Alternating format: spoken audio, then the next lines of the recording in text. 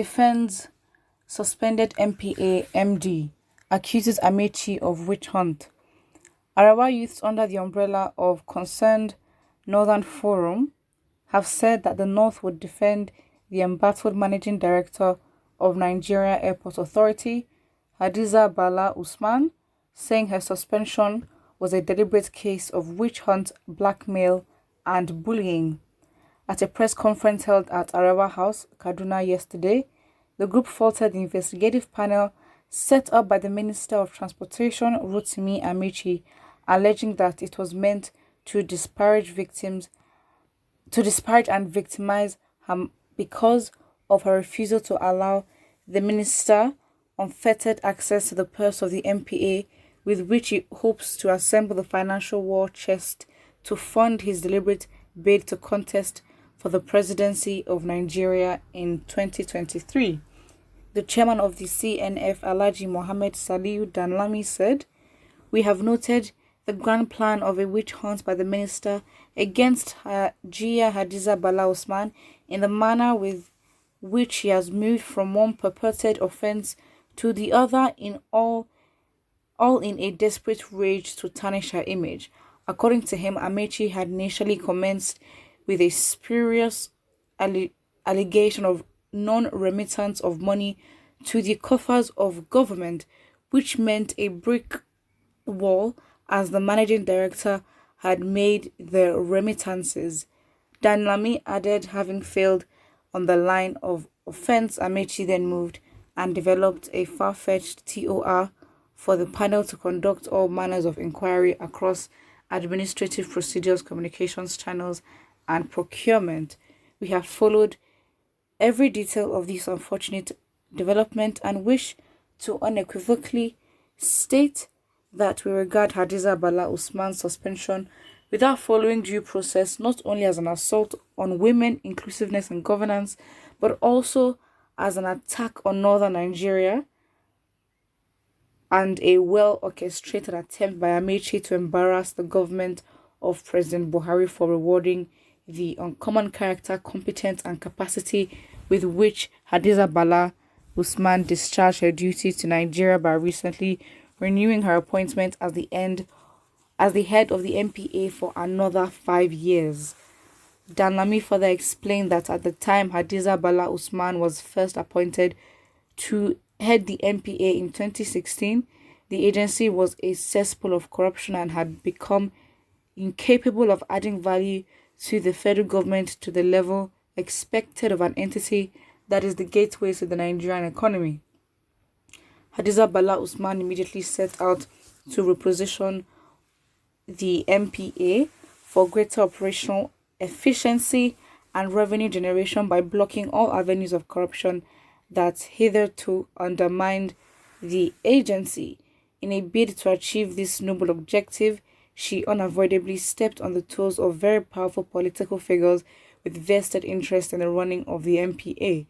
Specifically, she insisted that all revenue-generating operation of the MPA must fully comply with the Treasury single account policy of the federal government.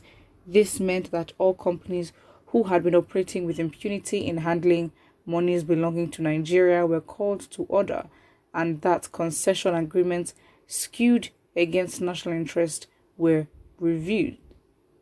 In no distant time, her patriotic actions yielded results, with the MPA posting unprecedented remittances in billions to the coffers of the government from 2016 to date.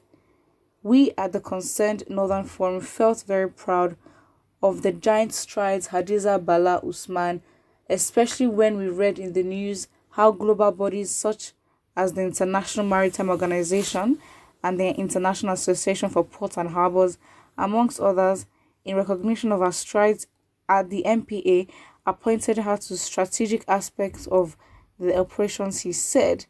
Danlami noted that the group was shocked at the embarrassing news of her suspension and investigation, adding, "Whilst we are not opposed to the probity in governance, there appears to be a sinister and clandestine motive behind the setting up of Amechi's administrative panel of inquiry when there is a clear procedure to discipline erring chief executive of parastatals as approved by Mr. President himself in his circular dated May 2020.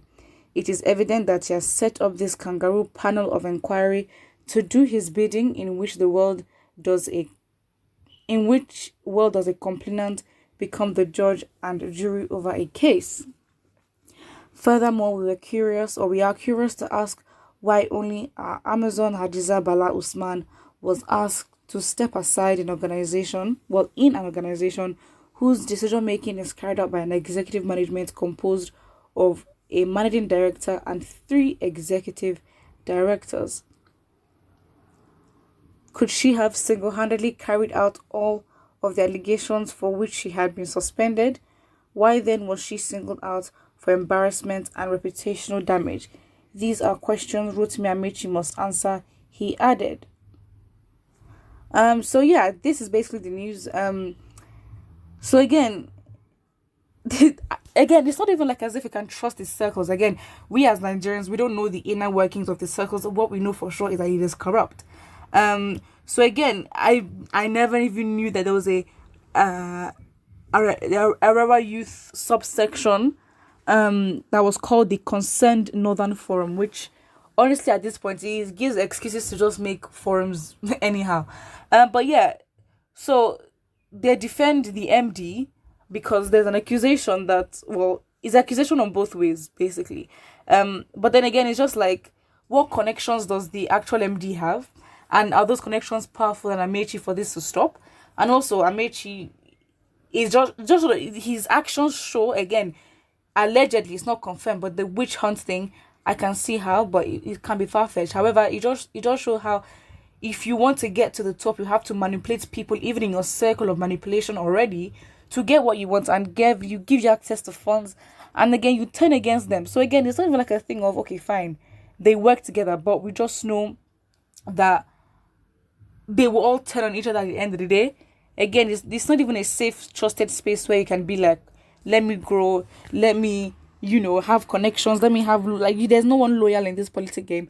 And it's just an insight to how dirty it is. So again, this does not do anything for us, to be honest, because the circle is just so infiltrated and compromised that there's no impact that we can do realistically that will make a change to change the situation that's in the government. What we need to do is that these people are planning in ways that they can for their intentions. Regarding 2023 elections, the same should be done by Nigerians and planning but educate and influence people to vote wise, because again, we've learned that you can't just put anyhow somebody in office. Put what you think about it in the comment section below, and don't forget to like and subscribe.